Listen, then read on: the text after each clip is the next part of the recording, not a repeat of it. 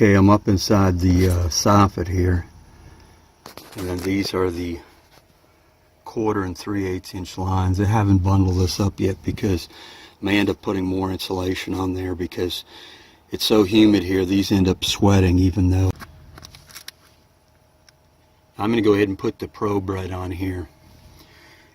And again, this hasn't been bundled up. I've got to go ahead and put some caulk here, the putty that seals at the outside. And normally where the connections are, you want to go through and put, don't seal the heck out of it in case you have to check for a leak. So here's where I'm hooking it on the smaller line, which is both of these are low pressure because the expansion valve's inside the outside unit. But I'm going to go through and measure the temperature drop between here and actually from the outside unit to here. And I'm going to kind of cover this with insulation some here. There's the probe by the smaller line. That's the low pressure liquid. Okay, I did a line set temperature drop test where I actually measured the temperature drop across the line set on a mini split. This mini split's a 9,000 BTU, 24.5 SEER. Came with a 15-meter line set, and I took off about a foot. That's what these pieces are.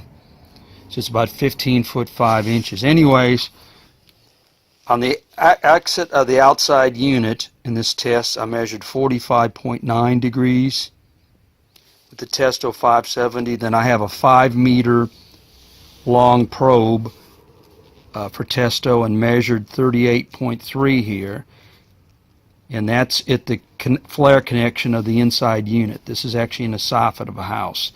And then I measured 53.6 here at the flare connection, you know, that's a few inches away from the inside evaporator coil. And then here close to the outside unit I measured 61.9. Now in this type of unit, the expansion valve is inside the outside unit. It's got an electronic expansion valve, and so it's doing what it wants to go ahead and define the superheat based on its circuit board. Computer measures discharge temperature, measures the temperature of the across the evaporator coil, and it actually has a probe here on the exit entrance air. So these points here, the reason I'm doing this, I want to see if I want to put some extra insulation on because this unit's got kind of wimpy pieces, and I'm going to go ahead and probably put some Armorflex across that inside there, so I've got 2 pieces of insulation. But I was kind of shocked here because the temperature drop actually goes up. Counterintuitive, going to the unit because you actually have some of the liquid going through and bubbling into vapor along the travel, so it's actually dropping in temperature. And then the inside unit here is absorbing heat, and so it goes up radically. And then here it went up about the same amount. So if I plot these on what they call a pH diagram here, at the exit of the outside unit, it's here on the diagram, then it went to here. That's the flare connection at the inside air exchanger deal. And there it is at the exit of the evaporator coil on the inside. And then that's the drop from here to here.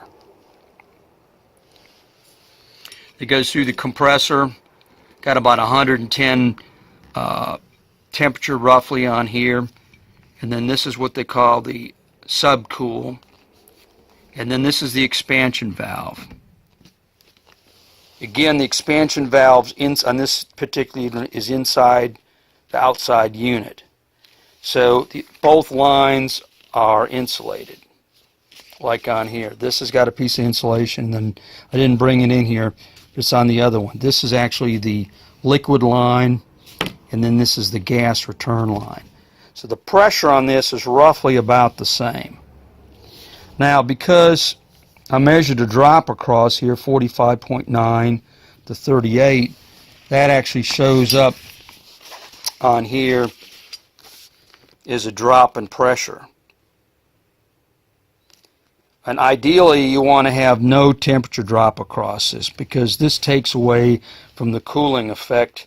The cooling effect, you measure the heat from here all the way to a portion over here.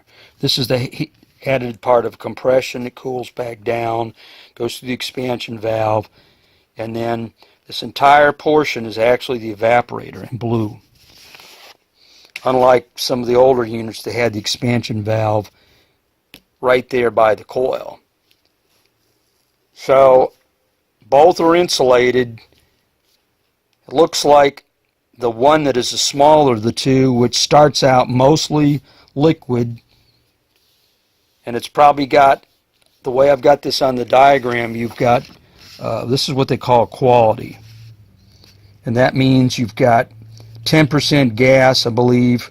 I think that's by the mass ratio. Don't hold me to that right now, but this is 20% gas and mostly liquid. Over here you've got pure gas. Over here you've got pure liquid. And so if the temperature drop was 0, this B point would be right here close to the expansion valve.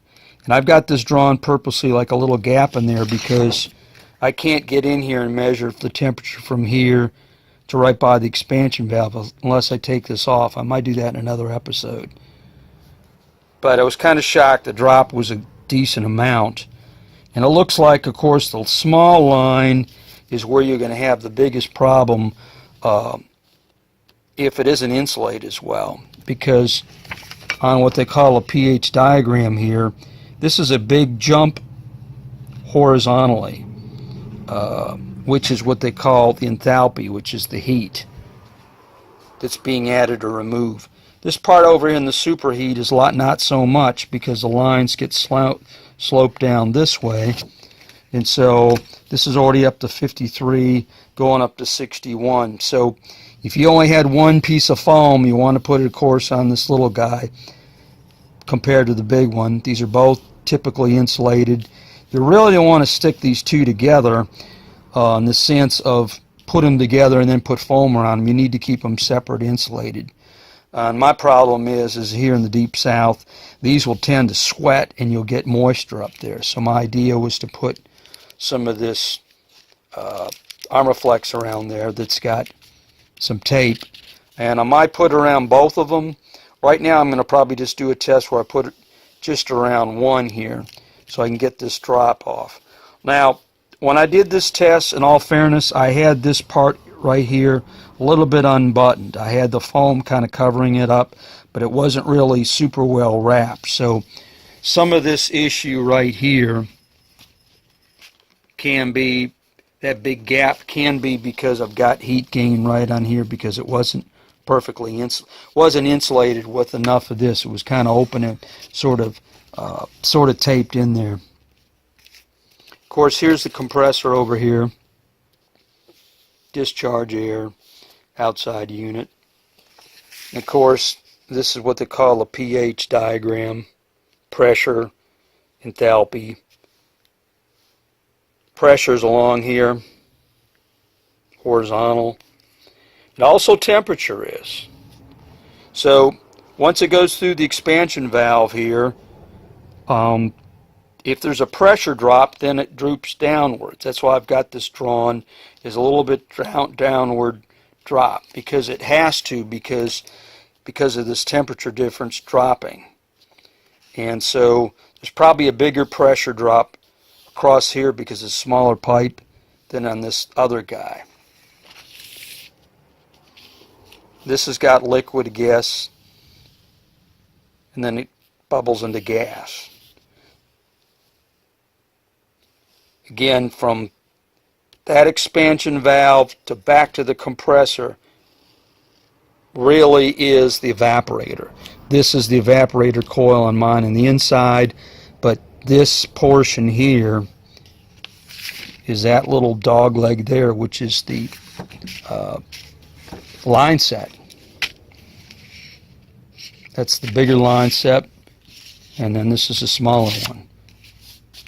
On a one that has the expansion valve here, normally you don't have to insulate this. This will be hot liquid going up into the, through your soffit or attic or whatever, and then here is where you have the drop in pressure, and then you start to absorb heat. But on this type of mini split, expansion valve is here, therefore the pressure is high here, it drops to low, and this is a liquid here, low pressure liquid, and that's why this goes all the way through here and back. And for gauges, you only have one suction port here. Difference between these two is not going to be, hundreds of psi or even probably 10. It's probably just, if I had to guess, 5 to 10 max. This pressure drop across here. It goes from right here all the way over. And from what I'm looking at, if I just sort of understand what I'm plotting, I believe most of the pressure drop is from along the smaller line from here to here. And after this, I'm actually show the Testo in. What I did is I bought a 5-meter Testo probe that plugs in to go from here to here so that I could measure the delta T across this real time.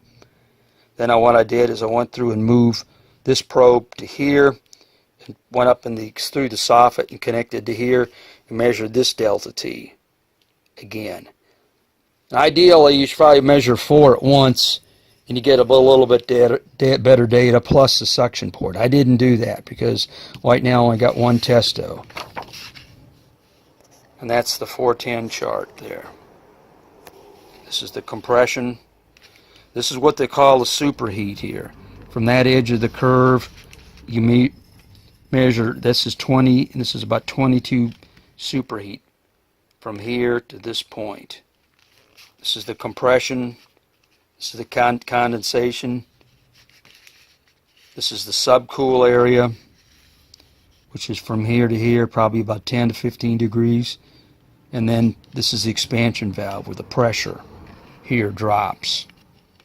Say around 380 to 400 down to maybe 100 and say 30, 140, something like that, 130.